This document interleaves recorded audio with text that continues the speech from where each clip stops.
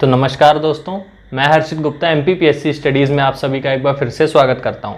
तो पिछले वीडियो में हमने देखा कि विंध्याचल पर्वत श्रेणी की क्या क्या मुख्य विशेषताएं हो सकती हैं, और अब इस वीडियो में हम पढ़ेंगे कि सतपुड़ा मैकाल पर्वत श्रेणी जो मध्य प्रदेश की दूसरी पर्वत श्रेणी है वो कौन कौन सी विशेषताओं को लेती है, और उसके बारे में हम पढ़ेंगे कि परीक्षा के दृष्टि से कौन कौन से महत्वपूर्ण पॉइंट हैं। अगर आपको 6 नंबर पे क्वेश्चन आता है कि सतपुड़ा मैकाल पर्वत श्रेणी के बारे में वर्णन करें, तो आप क्या लिखेंगे, किन पॉइंट्स को आपको बताना ज़रूरी है, वो सारी चीज़ें हम इस वीडियो में देखेंगे। तो चलिए शुरू करते हैं।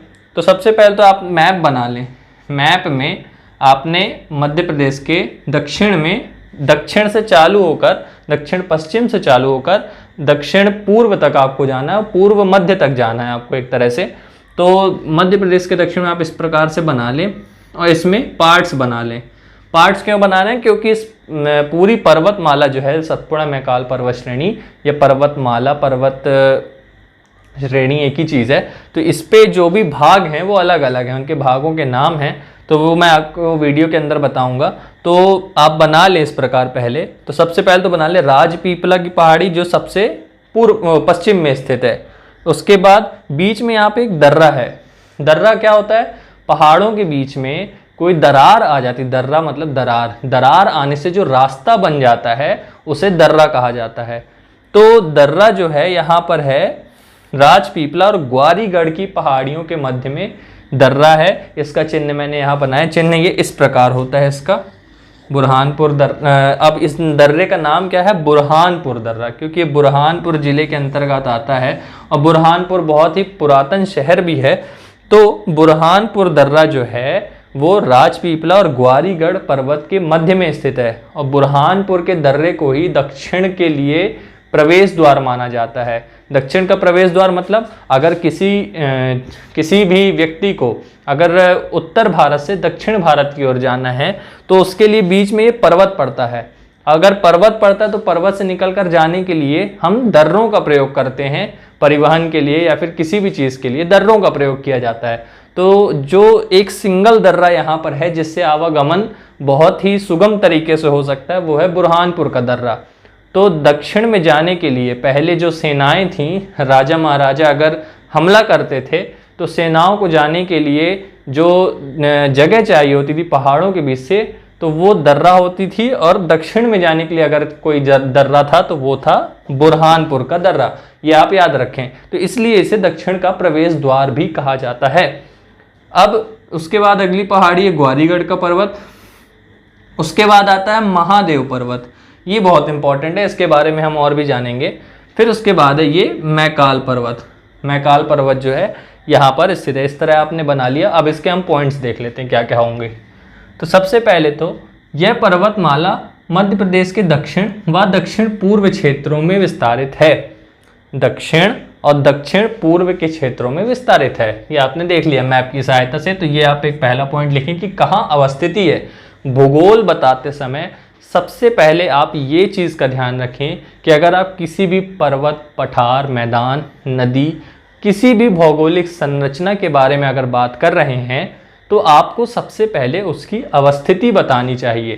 क्योंकि कोई चीज़ कहाँ पर स्थित है ये चीज़ अगर पता होगी उसके बाद ही हमें उसके बारे में विशेषताएं बतानी चाहिए। सबसे पहले अवस्थिति बताया हमने। अब उसके बाद जिलेवार अगर अवस्थिति देखा जाए तो ये बड़वानी जिले से लेकर अनूपपुर जिले तक फैला है। यहाँ पर है बड़वानी जिला, आप मैप में देखेंगे, और यहाँ पर है अनूपपुर जिला। तो ये बड़वानी से लेकर अनूपपुर तक फैला हुआ मध्य प्रदेश के दक्षिणी भाग में। ठीक, तो ये दूसरा पॉइंट हो गया। अब अगला पॉइंट, इसमें पूर्व से पश्चिम स्थित पहाड़ियों के नाम निम्नलिखित है। अब ये पहाड़ियाँ हैं, आप इनका नाम लिख दें यहाँ पर। तो पहला लिख दें यहाँ पर राजपीपला की पहाड़ियाँ। ये जरूर बता दें कि किस दिशा से किस दिशा की ओर बता रहे हैं आप। अगर आप इधर से चालू कर रहे हैं तो आप पहले इधर से बताएं, इधर से चालू करें तो दिशा जरूर बता दें, ताकि कॉपी चेक करने वालों को कभी भी कंफ्यूजन ना हो कि क्या बताना चाह रहा है। पहला आप लिख देंगे राजपीपला की पहाड़ियाँ, दूसरा है ग्वारीगढ़ की पहाड़ियाँ जैसा कि चित्र में आपने लिखा, तीसरा है महादेव पहाड़ियाँ, और चौथा है मैकाल पर्वत। अब इन जो ये 3 पहाड़ियाँ हैं ये ब्लॉक पर्वत का उदाहरण है। अवरोधी पर्वत, ब्लॉक पर्वत या अवरोधी पर्वत का उदाहरण है। और जो ब्लॉक पर्वत होता है वो मैंने पहले भी आपको बताया है कि किसी भी भ्रंश के निर्माण के साथ ही जो उसके अगल बगल का क्षेत्र बनता है उसे ब्लॉक पर्वत कहते हैं। और भ्रंश का निर्माण दो तरह से होता है, या तो क्षैतिज खिसकाव के साथ या फिर ऊर्ध्वाधर के साथ। तो ये आप जान लें। उसके बाद अगला पॉइंट क्या है कि ये यहाँ पर मध्य प्रदेश की सबसे ऊंची चोटी या पर्वत शिखर जो है वो धूपगढ़ चोटी है, और ये महादेव पहाड़ियों में स्थित है जो सतपुड़ा मैकाल में है। तो ये इसकी एक बहुत बड़ी विशेषता होती है कि एमपी अगर हम पढ़ रहे हैं तो एमपी की सबसे ऊंची चोटी के बारे में हमें जानना चाहिए, और सबसे ऊंची चोटी जो है वो यहीं सतपुड़ा मैकाल पर्वत श्रेणी के महादेव श्रेणी में स्थित है, जिसका नाम क्या है, धूपगढ़ चोटी। अब इसकी ऊंचाई जो है वो अधिकतर परीक्षाओं में पूछा जाता है, तो इसकी ऊंचाई है 1350 मीटर। ये आप याद रखें, 1350 मीटर मतलब 1350 मीटर, 1350 मीटर। आप इसे याद कर लें, धूपगढ़ चोटी, महादेव पहाड़ियाँ और 1350 मीटर। ये 3 पॉइंट है जो आपको बिल्कुल याद रखने हैं। और ये याद रखना है कि ये सतपुड़ा मैकाल में, विंध्याचल में नहीं है। आप विंध्याचल लगा के मत आइएगा। उसके बाद चौथा पॉइंट कि चौरागढ़, चौरागढ़ जो है वो मध्य प्रदेश की दूसरी सबसे बड़ी चोटी है, दूसरी सबसे ऊंची चोटी है।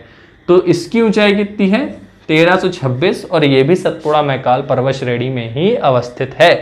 तो ये आप याद रखें, पहली कौन सी है, धूपगढ़ है, इसकी ऊंचाई कितनी है 1350 1350 मीटर्स, और दूसरी है 1326 मीटर जिसका नाम क्या है, चौरागढ़ की पहाड़ियाँ। ये भी सतपुड़ा मैकाल पर्वत श्रेणी में ही स्थित है। तो आगे देखते हैं कि आगे क्या हो सकता है। और अब आगे अगर हम देखें तो सतपुड़ा मैकाल के भागों की जो मुख्य विशेषताएं हम उसे अलग अलग अगर देख लें तो उसके बारे में चलिए जानते हैं। तो सबसे पहले तो देखते हैं राजपीपला के पर्वत की क्या क्या विशेषताएं हैं। राजपीपला में कुल 4 पहाड़ियाँ आती हैं, ये आप याद रखें। कितनी, 4 पहाड़ियाँ जो हैं वो राजपीपला के पहाड़ियों के अंतर्गत आती है। अब इसका नाम क्या क्या है, तो सबसे पहला नाम है अखरानी की पहाड़ियाँ। क्या नाम आप याद रखेंगे, अखरानी की पहाड़ियाँ। दूसरा बड़वानी की पहाड़ियाँ, याद रखने में सरल रहेगा, एक जैसे नाम है, अखरानी, बड़वानी। असीरगढ़ की पहाड़ियाँ और बीजागढ़ की पहाड़ियाँ, 2 नाम एक जैसे, यहाँ 2 नाम एक जैसे। तो आप ये याद रखें, अगर क्वेश्चन आता है कि अखरानी की पहाड़ियाँ कौन से मतलब पर्वत श्रेणी से रिलेटेड हैं, कौन से पर्वत श्रेणी से संबंधित है, तो आप लोग लगा देंगे सतपुड़ा मैकाल पर्वत श्रेणी, या फिर अगर ऑप्शन है राजपीपला तो राजपीपला लगा देंगे। तो ये आप याद रखें किसके बारे में, राजपीपला की पहाड़ियों के बारे में, कि इसके 4 भाग हैं, अखरानी, बड़वानी, असीरगढ़ और बीजागढ़ की पहाड़ियाँ। अब उसके बाद दूसरा भाग देखें कौन सा था, ग्वालीगढ़, ग्वालीगढ़ पर्वत या ग्वारीगढ़ पर्वत। अब यहाँ से सतपुड़ा की श्रेणी जो है वो चौड़ी होती जाती है।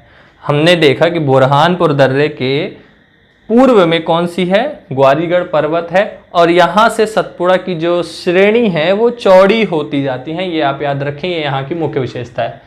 अब उसके बाद महादेव की पहाड़ियाँ, महादेव की पहाड़ी मैंने बताया वेरी मोस्ट इंपॉर्टेंट है। महादेव हो, सतपुड़ा मैकाल नाम याद रखें, महादेव याद रखें, धूपगढ़ याद रखें, 1350 मीटर याद रखें आप, तो आपको कभी गलत नहीं होगा। तो यहाँ धूपगढ़ चोटी स्थित है 1350, जो मध्य प्रदेश की सबसे ऊंची चोटी है, मैंने आपको बताया है।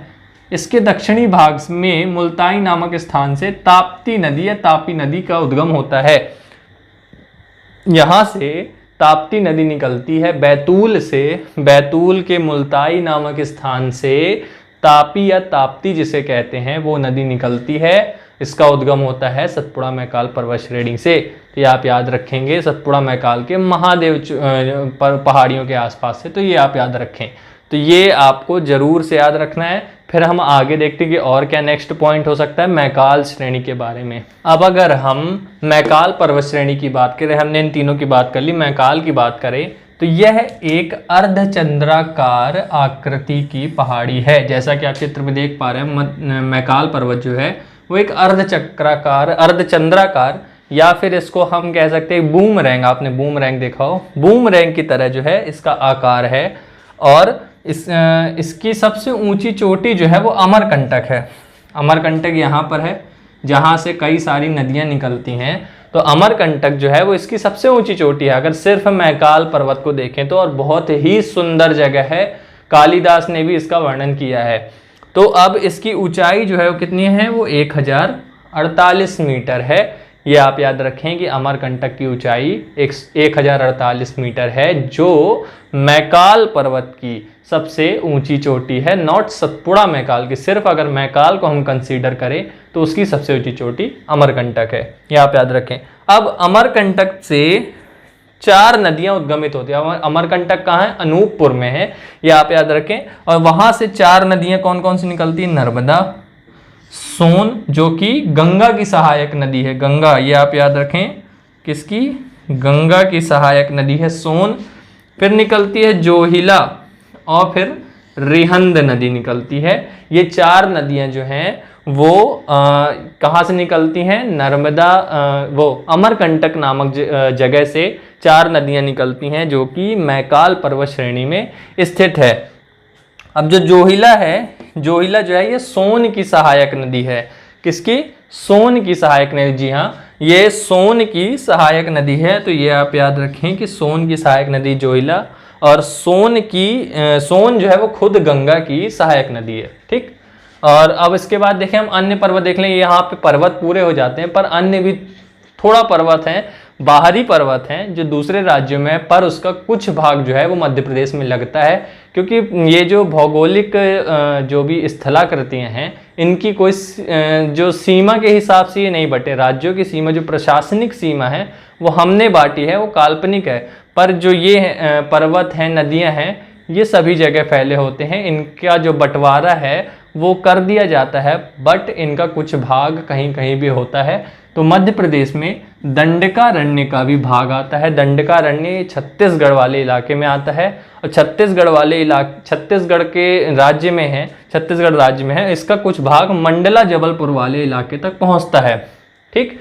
तो ये आप याद रखेंगे, ये इतना इंपॉर्टेंट नहीं, पर आप अपनी जानकारी के लिए रखें। और अरावली है, जो अरावली यहाँ पर स्थित है राजस्थान में, इसका कुछ भाग जो है वो मालवा में, या फिर जो राजस्थान की सीमा से लगने वाले मध्य प्रदेश के क्षेत्र हैं उन क्षेत्रों में भी अरावली का कुछ भाग दिखाई पड़ता है।